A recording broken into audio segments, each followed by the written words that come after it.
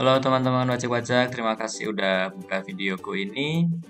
Di video kali ini aku mau bagikan update peraturan pajak terbaru yaitu PMK 71 tahun 2022. Salah satunya itu isinya tentang PPN untuk jasa Biro Perjalanan Wisata atau jasa agen perjalanan wisata. Jadi teman-teman yang bekerja di bisnis ini atau punya bisnis ini, ataupun teman-teman yang bertransaksi dengan lawan transaksi jasa perjalanan wisata, teman-teman harus perhatikan terkait PPN-nya teman-teman. Jadi di video ini akan saya jelaskan bahwa PPN-nya itu bukan 11% seperti yang ada di per nomor 3 tahun 2022. PPN-nya adalah 1,1% teman-teman. Oh ya, jangan lupa untuk subscribe dan like video ini agar teman-teman jangan ketinggalan untuk update-update peraturan perpajakan ataupun tutorial pajak yang akan aku sharekan di video-video selanjutnya teman-teman. Jadi berupa paket wisata, pemesanan sarana angkutan, dan pemesanan sarana akomodasi yang penyerahannya tidak didasari pada pemberian komisi imbalan atas penyerahan jasa perantara penjualan.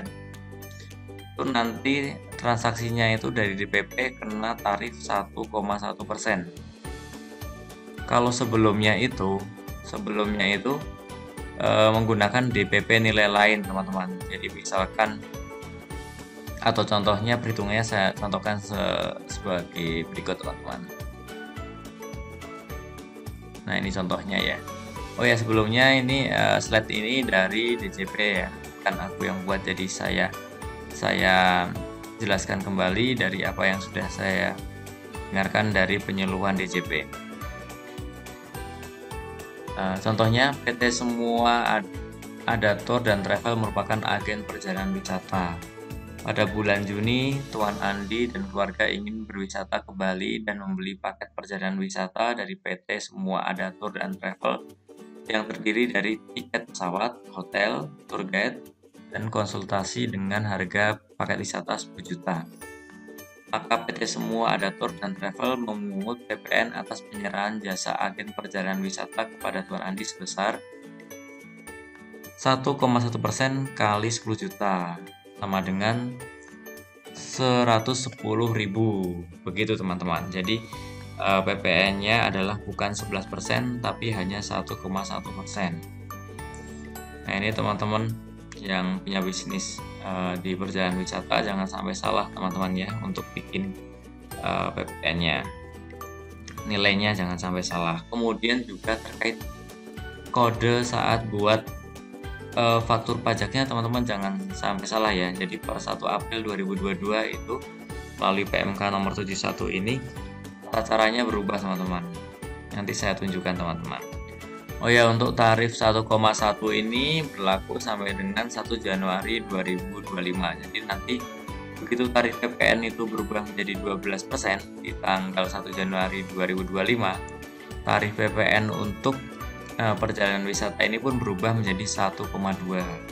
Jadi nanti jangan sampai salah teman-teman di tahun 2025 ya, pasti akan saya update lagi sih nanti. Kemudian ada ketentuan lain terkait selain besaran tarif, yaitu untuk teman-teman yang sudah pakai tarif 1,1% ini, PKP tidak dapat mengkreditkan pajak masukan yang berhubungan dengan penyerahan JKP tersebut. Jadi teman-teman kalau ada transaksi dengan lawan transaksi yang PKP kemudian dapat faktur pajak masukan, teman-teman tidak bisa kreditkan teman-teman. Teman-teman harus tetap bayarkan 1,1% dari seluruh omset yang teman-teman keluarkan atau dari DPP gitu, tanpa dikurangi lagi pajak masukan yang teman-teman dapatkan gitu.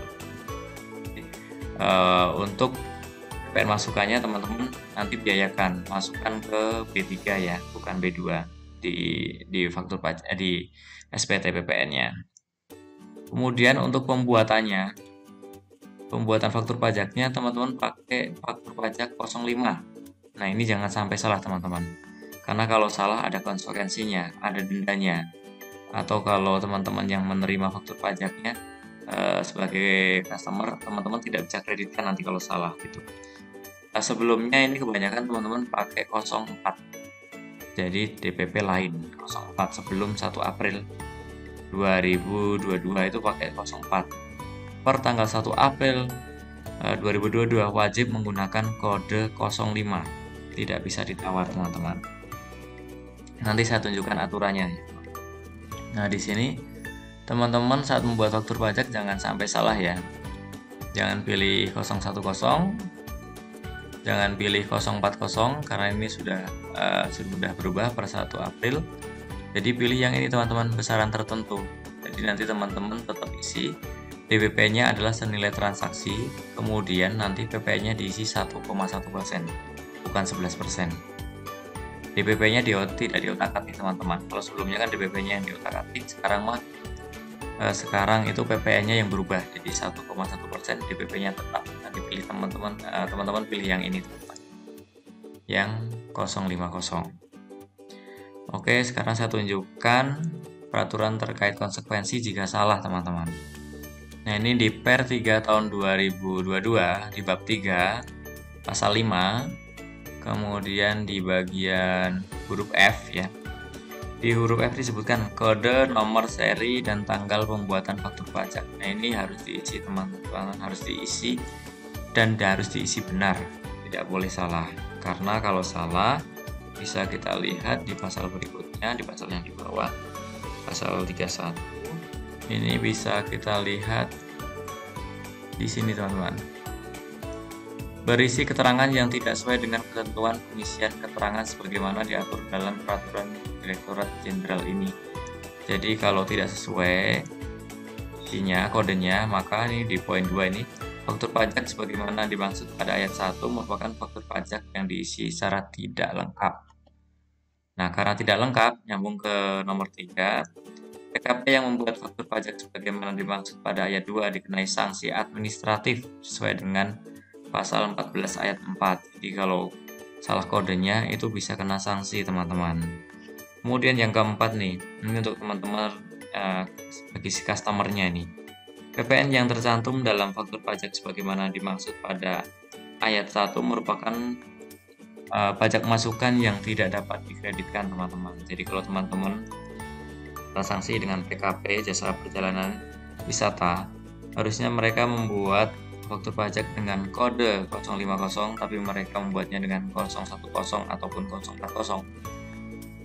Itu teman-teman tidak bisa kreditkan. Jadi teman-teman harus kembalikan faktur pajaknya, minta pembetulan disesuaikan dengan aturan yang betul, yaitu buat faktur pajak 050. Oke teman-teman, itu saja yang aku dapat sharingkan terkait PPN 1,1% Biro Perjalanan Wisata. Semoga video ini bermanfaat untuk kita semua. Jangan lupa untuk subscribe, like, dan share video ini. Terima kasih.